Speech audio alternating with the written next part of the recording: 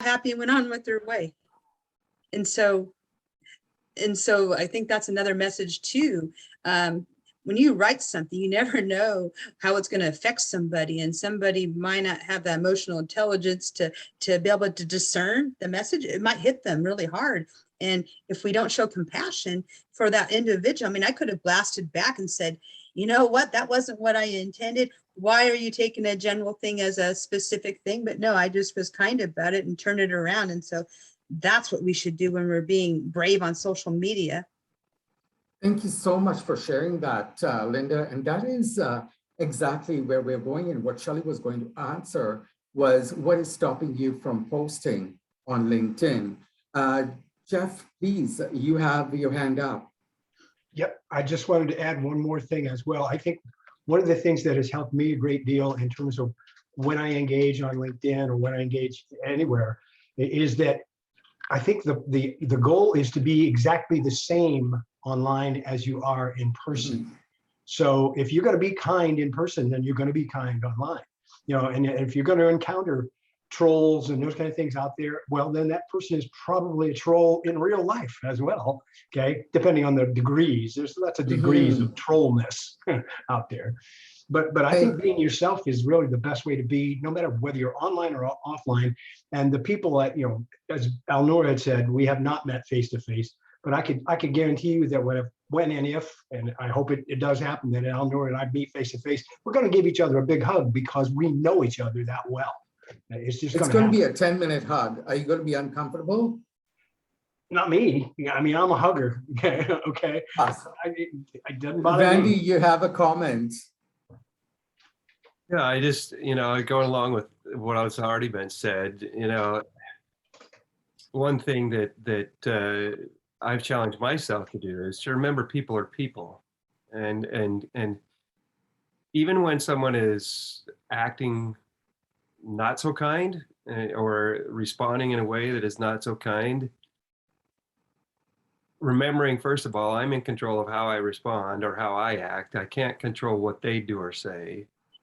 But thinking about the fact, maybe they're having a bad day or something else is going on, and just trying to remember to keep them in mind that they're a person, that they are human like we are, and that helps drive my conversation, the way that I respond. Because if I respond in a way like seeing them as an object, someone who is an object of causing me pain or an object that is harassing me or whatever, as soon as I go into that box, if you will, where I'm seeing them as an object rather than being out of the box and seeing them as a person, that's when I start having issues being able to respond in a way that is appropriate, if that makes sense. That's fantastic. These are great insights. And so what I would love to do is also share why I was not showing up, not only on LinkedIn, but also on social media. With everything that's going on, we need to be able to feel safe ourselves. The environment I was in was not safe. I was in very toxicity behaviors. And that was what my surroundings were. And when we talk about even creating boundaries, that was something that was very difficult for me. And I remember, Linda, you'd sent me this with Yem and Roy, and I really appreciate that. What happens with that is that when you are creating that mattering for yourself, which is very important for LinkedIn, is that you may not get that mattering from your followers, from your first degree connections, from your second degree connections, from the rest of LinkedIn, from the coworkers in your organizations, from your family members. It is very important to start working inside, taking that time. And what I was doing was the amygdala was getting acted up. It would be flight or fright. And once I decided to lean into my feelings and allow that space and create that self-compassion, I think this is a crucial thing for LinkedIn, because what that does It's when you show up in confidence, that is when you are able to build your, and that character comes out, and then your confidence comes out. And what that does is it builds your social, your emotional quotient, and you're able to create those healthy boundaries for self. You're able to, but this only happens when you look inside and you take mindfulness, you take you do meditation. And what you do is, mattering is an inside job. So take that time, pause, review, reflect, and then show up being brave. And this is just like when Brad, he's called Popeye Wings, by the way. And the reason he's called Popeye Wings is because he's got Popeye, massive shoulders. He works out. He can easily lift when I was 385 pounds without anything, right? And what I'm doing with that is it's not easy to do that right away, but it is just like creating new neural pathways. Is when you are posting on LinkedIn, you are then slowly creating those new neural pathways to keep on posting. I will go now. There was somebody who had the hand up. I do apologize. Was it you, Randy? I had forgotten to take my hand down. All good. So, we are going forward and we are saying that it takes practice. It takes patience, because everybody is looking at that instant gratification in today's world. And did I get to the number of followers that I have within a short period of time? No, it took dedication. It took stepping out of my comfort zone, because that's where the growth happens. So start by creating those posts that you are stepping away from your imposter syndrome and you're moving forward. I will move to Randy and then I'll go to social reciprocity. Go ahead, please. I say one other thing too is it takes humility. We need to be humble and recognize the fact that, hey, we are blessed to have the opportunity actually to have access to the technology that enables us to communicate with so many people and recognize the fact, again, and coming back to seeing people as people, we're not any better than anybody else. So that's great. Thank you so much for sharing. Shelly, thank you so much for, taking the time. I have introduced you now. I'm introducing Shelly's the, LinkedIn Wonder Woman. We had connected quite a while and we have really bonded. She has a heart of gold and she does what's called, she sprinkles kindness. And what else she does is she creates these wonderful social reciprocities, one of the big things that Shelly does. And she highlights heroes on LinkedIn.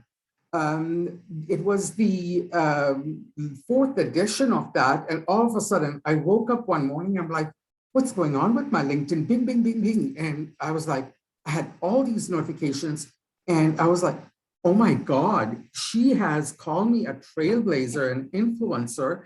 And this was 2 years ago or so, Shelly, right? And so thank you so much for that. Where we are right now is that we went through showing up and that imposter syndrome. What I would love for you to do is talk about social reciprocity and why that is important for showing up brave on LinkedIn. Thank you.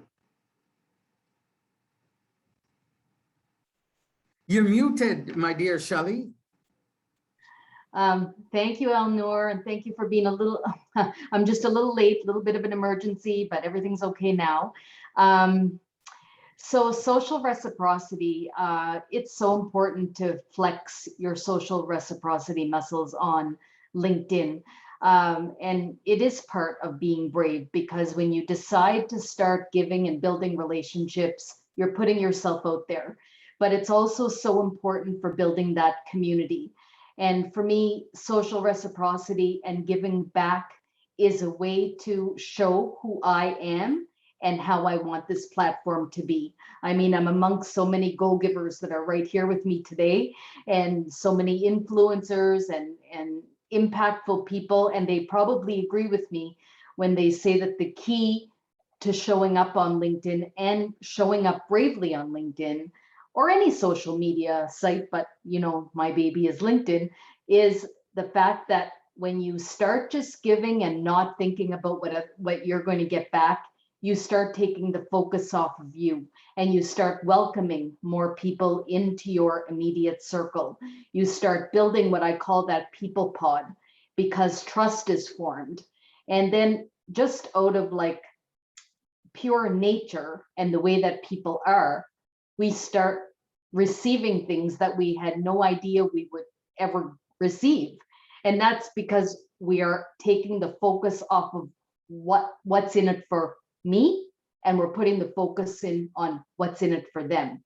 And I can't express how important that is, because if you really want to show up and take a risk, we have to allow ourselves to be able to just think of other people as opposed to thinking of ourselves, and that will bring so much abundance. You're on mute. Haha. I said, that is brilliant. You know, within a very short time, you were able to capture the essence of showing up brave on LinkedIn. And you know, it's remarkable that Shelly is a world LinkedIn person here, a trainer.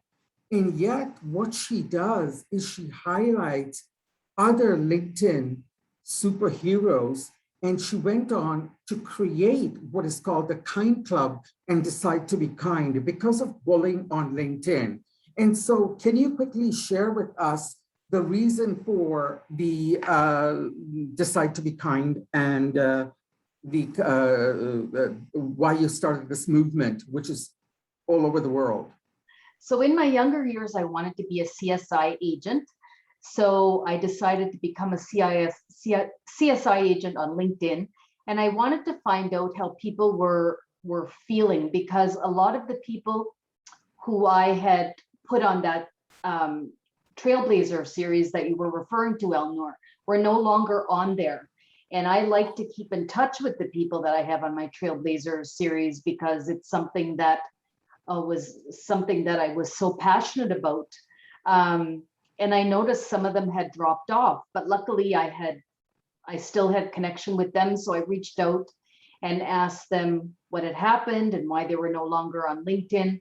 And I found out that many of them had been, you know, subdued to bullying on LinkedIn. They had joined engagement pods. A lot of it come from that. Sometimes people bully right out front. They just, you know, somebody will put a post there and they will just automatically put some information in that feed to bash that other person. But what's even more common, and a lot of people don't know about this, is that there are these engagement pods that have formed over time. I think LinkedIn has tried its best to try to, you know, to dismember these engagement pods, but they still happen. So there's a difference. I just want to make sure that I tell the difference right now up front. So there are people that come together in a group. Like I belong to a couple of groups that just are formed with people that really enjoy each other, appreciate each other, and just, I don't know, help each other in a really non-structured way. We're just there, there's no pressure. But then there are these engagement pods that exist to pull those vulnerable people in. So imagine a cult, you know, I'll just put it out there. It's a big word, but just imagine when, you know, how those cults are built. I studied a lot on cults, so this is really interesting for me, but how people get pulled in, and those people are usually the vulnerable. They're looking for a community. They're actively doing that. And the people who are heading these engagement pods, you know, swoop in and basically promise them a community and basically promise them, you know, a lot of things, including like popularity on LinkedIn. But the point is that these engagement pods are really, really, really structured. And the thing is that the expectation is that if you join this pod, you have to follow, you have to like, you have to comment on every single post that is put out there. And if you don't, and it's not satisfactory for those, you know, the ringleaders, then they will simply discard you from that pod, and so will all of the other people. So it's very influential, it's very hurtful, it's very incredibly disheartening, and it can really cause a lot of pain and suffering for those people who are victim to that. And so after learning about this, I mean, I was never part of an engagement pod. Have I been asked? Yes. Am I interested? Definitely not. But to find out that some people who were on LinkedIn and really deserving to have a space there, I mean, everybody's deserving to have a space there, suddenly feeling that they didn't have a space there and left as a result of this bullying really, really got to me, because I was bullied in my childhood, and knowing how much space I take up on LinkedIn and how important it is, I refuse to just stand by and not do anything about it. I decided that I was going to just say, you know, this LinkedIn space has to remain safe, influential, positive, and impactful for everybody who's on this place. So I decided that the only thing we can do, because it is so huge, is we can get the word out there that we belong to a community that is all about kindness, that we are go-givers, and that this is not a place for bullying. And hence the Decide to Be Kind campaign. My idea was that if we all became members, and this was just a symbol of our unity, if we became together in making this happen, then we could show what we want LinkedIn to really be and support each Awesome. other. Thank you. Thank you. So that was brilliant. You showed your heart, Shelly.